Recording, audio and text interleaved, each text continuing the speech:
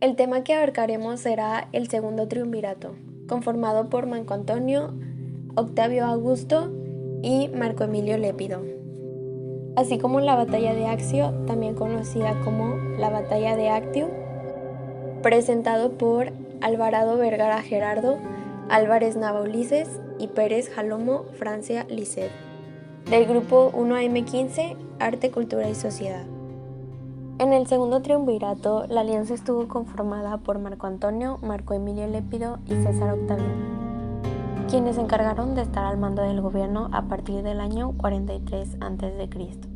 La diferencia en base al primer triunvirato era que, más que una alianza entre políticos dentro del sistema constitucional, era una asociación de 3 miembros cuya única finalidad era la reconstrucción de la república. Para ello se les asignaron diferentes áreas de actuación. La primera medida del triunvirato fue declarar una proscripción general, una de las más sangrientas de la historia de Roma, con una doble finalidad: eliminar a todos los enemigos del triunvirato y recaudar fondos para la guerra contra Bruto y Casio. Fue una de las decisiones más difíciles que tuvo que tomar Octavio, a la cual en un primer momento se opuso tajantemente. Acabaron por convencerlo algunas circunstancias, entre las que destacan la importancia vital que tenía para él vengar el asesinato de su padre adoptivo, el hecho de necesitar fondos para pagar a las legiones para poder alcanzar tal fin, y la convicción de que la famosa clemencia de César no evitó el dolor y odio contra él. De este modo, 300 senadores y más de 2.000 altos cargos fueron acusados de complicidad en el asesinato de César y condenados a muerte. Casi toda la oposición republicana de Italia fue aniquilada. Nada pudo hacer Octavio para evitar la muerte de algunos ciudadanos, como es el caso de Cicerón, cuya cabeza fue exigida de manera innegociable por Antonio para llegar al acuerdo. Marco Emilio Lépido nació en el año 89 a.C. y murió en el 13 a.C. Era un patricio romano que llegó a ser un miembro del segundo triunvirato romano y también nombrado pontífice máximo. Su madre, Apuleia, y su padre, Marco Emilio Lépido, que era cónsul del 78 a.C., había participado en una rebelión contra la República Romana, por lo que fue asesinado. Su hermano, Lucio Emilio Paulo, cónsul del 50 a.C., Lépido fue uno de los más leales partidarios de Julio César. Comenzó su carrera política como pretor en el año 49 a.C. Fue puesto a cargo de Roma, mientras que César derrotaba a Pompeyo en Hispania, España, en la Segunda Guerra Civil Romana, aunque Lépido dependiera de Marco Antonio por la conservación de la paz en Italia. Después de la derrota de Pompeya en el Esteo, Julio César fue elegido dictador de por vida por el Senado e hizo nombrar a Lépido de manera eficaz diputado en la dictadura. Su breve alianza en el poder llegó a un final repentino cuando César fue asesinado. Octavio Augusto nació en Roma, en el seno de una familia rica y acomodada, hijo de un pretor de Macedonia y una sobrinita de Julio César. Tras su nacimiento se trasladó a Velletri. Demostró aptitudes para la política y el ejército. Julio César decidió adoptarle en el 45 a.C. y lo convirtió en su heredero. Llevó a cabo campañas en Hispania. Se enfrentó a los partos en Epiro, donde recibió la noticia de la muerte de Julio César.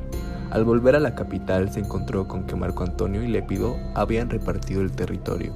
Batallas de Octavio para obtener el poder. Luchó contra Marco Antonio para obtener el poder. Contó con el apoyo de Cicerón, republicanos del Senado, grandes financieros y pudo costearse un ejército. Al derrotar a Marco Antonio, volvió a Roma para exigir ser nombrado cónsul, pero fue denegado debido a su edad. Tras esto, marchó sobre Roma para tomar poder, sin producir combates, pues incluso las tropas enviadas contra él lo apoyaron. Al ser nombrado cónsul, se otorgó poderes extraordinarios. Formó un triunvirato con sus enemigos Marco Antonio y Lépido, debido a que Bruto y Casio resistían a aceptarlo. Esto dio lugar a la continua persecución de los republicanos que terminaría en el año 42 a.C. en la batalla de Filipo en Macedonia. Hecho esto, decidió repartir el poder junto con Marco Antonio, dejándole a este la zona oriental mientras él controlaba la occidental. Esto produjo un enfrentamiento entre ambos, la guerra de Perugia, en la que Agripa, del lado de Octavio, derrotó a las tropas de Marco Antonio. Acto seguido, se hizo un nuevo acuerdo para repartir el poder. Octavio gobernaría toda la parte occidental, Marco Antonio tendría el poder de la parte oriental, pero hasta el río Drina. Lépido dominaría África y por último Italia sería gobernada por los tres conjuntamente. Para mantener la paz, Marco Antonio se casó con la hermana de Octavio, Octavia la menor. Poco después, Marco Antonio había caído bajo las redes de la reina de Egipto, Cleopatra, de quien se había enamorado. Esta gobernaba con una política más típicamente oriental, lo que no gustó nada a Augusto, pues iba en contra de los intereses romanos. Debido a ello, le declaró la guerra a Cleopatra en el año 32 a.C. Tras la derrota de los asesinos de Julio César en el 42 a.C., Octavio y Marco Antonio se repartieron el control de Roma. Octavio, el futuro emperador Augusto, se quedaba en Italia, y a Antonio le correspondía el Oriente y Egipto. Su objetivo era recaudar dinero para el ejército y reorganizar el Oriente. Antonio se trasladó a Tarso, en el sur de la actual Turquía. Estando allí, convocó a Cleopatra, reina de Egipto, a reunirse con él. Roma necesitaba las riquezas de Egipto y su posición estratégica para los fines militares. A Cleopatra le convenía tener buenas relaciones con Roma para consolidar su posición en el trono y extender su reino. Por eso, preparó un primer encuentro que no fuera fácil de olvidar para el romano. Sabía de la fascinación de Marco Antonio por el lujo y la cultura helenística, y montó una espectacular escenografía. Para llegar a Tarso, remontó el río Cydno en un barco con popa de oro. Ella iba bajo un dosel bordado en oro, vestida como la diosa Afrodita. Cleopatra ofreció un banquete a Marco Antonio y sus acompañantes. Según Ateneo, todo era de oro y con piedras preciosas. Cleopatra confiaba en poder cautivar más fácilmente a Marco Antonio que a Julio César, puesto que ahora, a sus 28 años, gozaba de una belleza y una inteligencia más madura. Cleopatra hablaba distintos idiomas y era estudiosa en varios campos de conocimiento, y se dice que tenía una voz dulce y particular que cautivaba a todos los hombres del reino. Marco Antonio y Cleopatra, ya como pareja, pasaron un año juntos en Alejandría, donde se ofrecían el uno al otro banquetes de lujo y derroche, y constituyeron lo que llamaban la Hermandad de los Vividores Inimitables. Sin embargo, en el 40 a.C., el romano tuvo que regresar a Italia, donde su esposa Fulvia y su hermano Lucio se habían enfrentado a Octavio. Enseguida murió Fulvia y Antonio tuvo que casarse con Octavia, hermana de Octavio, en la obligación de reforzar la alianza del triunvirato, y quien se decía que era más bella aún que Cleopatra. Mientras tanto, en Egipto la reina daba a luz a dos gemelos, Alejandro Helios y Cleopatra Selene. Antonio volvió a Egipto años después, en el 37 a.C. Enamorado de Cleopatra, tuvieron un nuevo hijo, Ptolomeo Filadelfo. Con altibajos, su amor continuó, pero en lo político resultó ser un completo desastre. Por su parte, Octavio desaprobó el manejo de Antonio en Oriente y eventualmente el Senado nombró como enemigo público a Marco Antonio y Cleopatra.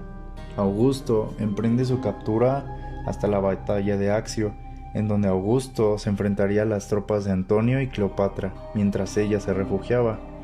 En vista de ser superados, ambos huyeron y se refugiaron en Alejandría. Pero la ambición de los triunviros principales reaparece pronto. Lépido es desplazado del triunvirato y toma lugar la batalla de Accio o de Actium, una de las batallas navales más conocidas de la antigüedad, conflicto que enfrentará a dos de los líderes políticos más importantes del momento en el mundo romano, Marco Antonio y Cayo Octavio, que supondrá el fin de Marco Antonio y sus aliados egipcios. Los resultados fueron decisivos para la instauración del Imperio Romano, un nuevo sistema político autocrático que sustituirá al anterior sistema de la República Romana en los años posteriores al asesinato del dictador Julio César, liderada por Octavio Augusto. De carácter naval, el enfrentamiento final tuvo lugar, según las crónicas, el 2 de septiembre del año 31 a.C. La flota de Augusto, dirigida por Agripa, se enfrentó a la rival frente a las costas del Golfo de Ambracia y la colina de Accio.